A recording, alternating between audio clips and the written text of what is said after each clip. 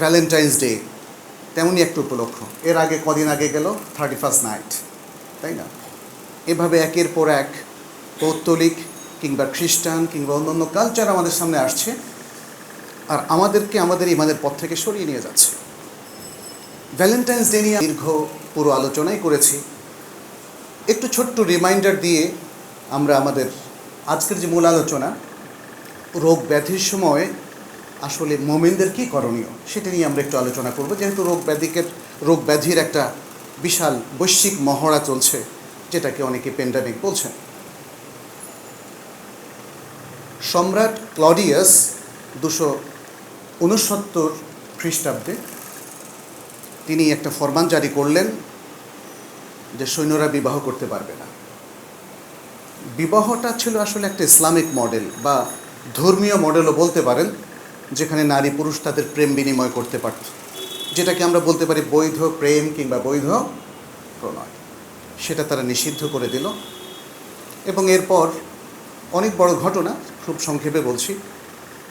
Saint Valentine, সাধু Valentine, যিনি খ্রিস্টানদের একজন ধর্মযাজক ছিলেন, তিনি এই ফরমানের বিরুদ্ধে অবস্থান নিলেন এবং তাকে সে অপরাধে কারারুদ্ধ করা হলো। সেখানে তিনি কারারক্ষীর মেয়ের সাথে প্রণয় করলেন। এরকম আরও বিভিন্ন ঘটনায় শেষ পর্যন্ত তার মৃত্যুদণ্ড দেওয়া হলো এবং সেটা ছিল 270 খ্রিস্টাব্দের 14ই ফেব্রুয়ারি। এটা মানুষ অনেকদিন ভুলে গিয়েছে, যদিও খ্রিস্টানরা এটা চালু করেছে। সেই সময় বিভিন্ন সময় মাশহুর হয়েছে এই ঘটনাগুলো, বাট একটা সময় পৃথিবীর মানুষ ভুলে গিয়েছে। কিন্তু উপলক্ষগুলো বিভিন্ন শ্রেণীর মানুষেরা তুলে নিয়ে আসে। পৃথিবীতে যারা অবৈধ প্রণয় ছড়িয়ে দিতে চায়, যারা বয়ফ্রেন্ড গার্লফ্রেন্ডের কালচার প্রচার করলো, যারা লিভ টুগেদারের কালচার প্রচার করলো, এবং যারা নারীকে পণ্য বানিয়ে এখন সে নাটক সিনেমার জগৎকে তারা ভরিয়ে দিল, ফ্যাশন শো, বিশ্বসুন্দরী খেতাব, মিস ওয়ার্ল্ড খেতাব, তাই না, এগুলো দিয়ে তারা বিশ্বকে মাত করলো। এর সাথে আছে বাণিজ্য, এর সাথে আছে বিশাল বাণিজ্য। এবং দেখুন, নারীকে ঘিরেই কিন্তু পর্নোগ্রাফির আরেকটা বিশাল বাণিজ্য তৈরি হলো। আর এগুলোকে প্রাতিষ্ঠানিক রূপ দেওয়া এবং সাধারণ মেজাজের ভালো মানুষদেরকে এর মধ্যে ডেকে নিয়ে আসার জন্য চমৎকার সিস্টেম হচ্ছে ভ্যালেন্টাইন্স ডে। এভাবেই মুসলিমদের ইমান হরণের একটা মহড়া চলছে। নানা উপলক্ষ, বর্ষবরণ, তারপরে এরকম বিভিন্ন উপলক্ষ আপনারা দেখবেন। বর্ষকে বিদায় জানানো, সেই ইংরেজি বর্ষই হোক, বাংলা বর্ষই হোক, সৌর বৎসর হোক আর চান্দ্র বৎসর হোক। এখন দেখা যাচ্ছে যে কেউ কেউ হিজরি বর্ষবরণও চালু করতে যাচ্ছেন। এভাবে বিভিন্ন উপলক্ষ দিয়ে আসলে আমাদের ইমানটাকে কাবু করাটা মেন উদ্দেশ্য। মুসলিমরা যদি তার মূল পথ থেকে সরে যায়, তাহলে যে কোনো কিছু চালু হওয়া সম্ভব, তাই না? ব্যবসায়ীদের জন্য করণীয় হচ্ছে যে কোনো ব্যবসায় তাদের জনগণের থেকে টাকা খসাতে হবে, তাইলে সেই ব্যবসায়ের মধ্যে মানুষকে সম্পৃক্ত করতে হবে। ভ্যালেন্টাইন্স ডে তার একটা সেরকম একটা চমৎকার উপলক্ষ, তাই না? তরুণদের সংখ্যাই তো বেশি একটা সমাজের মধ্যে, একটা দেশের মধ্যে। তাদেরকে যদি একটা দিবসের সাথে সম্পৃক্ত করে দেওয়া যায়, তাহলে একসাথে অনেক ভ্রুগু মরবে, অনেক কিছু, অনেক উদ্দেশ্য সাধন হবে। সেদিকে আমরা যাচ্ছি না, শুধু ওয়ার্ন করা যে ইসলাম এটা অ্যালাউড না, এটা অশ্লীলতার বিস্তার সাধন করছে, আমাদের চরিত্রকে হনন করছে, আমাদের ছেলে মেয়েদেরকে ভবিষ্যৎ একটা খারাপ জীবনের দিকে ঠেলে দিচ্ছে, লিভ টুগেদারের সংস্কৃতির দিকে ঠেলে দিচ্ছে, এবং মুসলিম পরিবারগুলো আর কখনো তার সে ঐতিহ্যের উপর দাঁড়াতে পারবে না, সে ব্যবস্থাপনার দিকে আসলে নিয়ে যাচ্ছে। অতএব বি কেয়ারফুল। আমি আমাকে সহ আপনাদের সবাইকে নাসিহা করছি, এই ধরনের উপলক্ষগুলো, দিবসগুলো সম্পর্কে সতর্ক হন, পড়াশোনা করুন, জেনে রাখুন।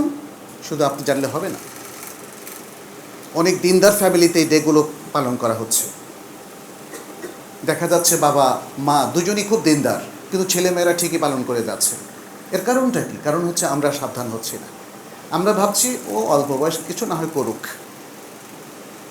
শিরক, বেদাত, পাপ, অপকালচার, অশ্লীলতা, এগুলোকে সবসময় আসলে কেন যেন আমরা ছোট আকারে দেখছি।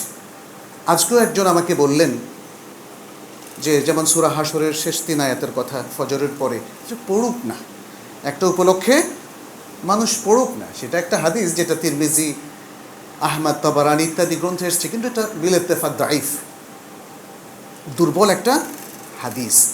আমাদের যেই চেতনাটা তৈরি হচ্ছে যে কোনো উপলক্ষে এগুলো করুক না। মেয়ে ইউনিভার্সিটি গোয়িং, অথচ বাবা বলছে ছোট মেয়ে এখনও, পর্দা পরে করলেও চলবে।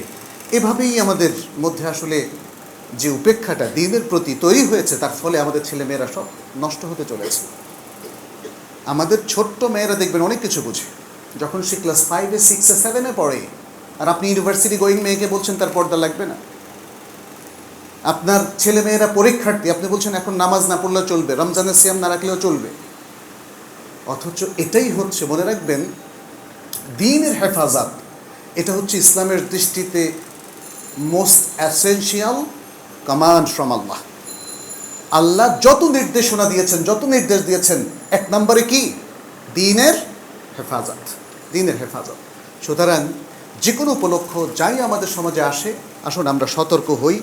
এবং এই যে আল্লাহ তাআলা একের পর এক পরীক্ষা আমাদেরকে ফেলছেন, পরীক্ষা করছেন, সেই পরীক্ষায় যদি আমরা উত্তীর্ণ হতে চাই, তাহলে যে কোনো কিছুতে ইনভলভ হওয়া যাবে না, যে কোনো কালচারকে আলিঙ্গন করা যাবে না, যে কোনো পৌত্তলিক কালচারকে আসলে গ্রহণ করা যাবে না। সেটা আমাদের লোকাল কালচার হোক, বৈশ্বিক কালচার হোক, যে কোনো নামেই হোক না কেন। অনেকেই বলেন যে এটা তো দিন না, এটা তো ধর্ম হিসাবে কেউ করছে না। এখন সেটা তো ঠিকই, সিগারেট পান কি কেউ ধর্ম হিসাবে করছে? মদ পান কি ধর্মের পার্ট হিসাবে করছে? জেনা ব্যভিচার কি কেউ ধর্মের পার্ট হিসাবে করছে? কিন্তু তারপরেও যেটা পাপ সেটা পাপ, এটা আমাদেরকে মনে রাখতে হবে। আল্লাহ আমাদেরকে হেদায়েত করুন।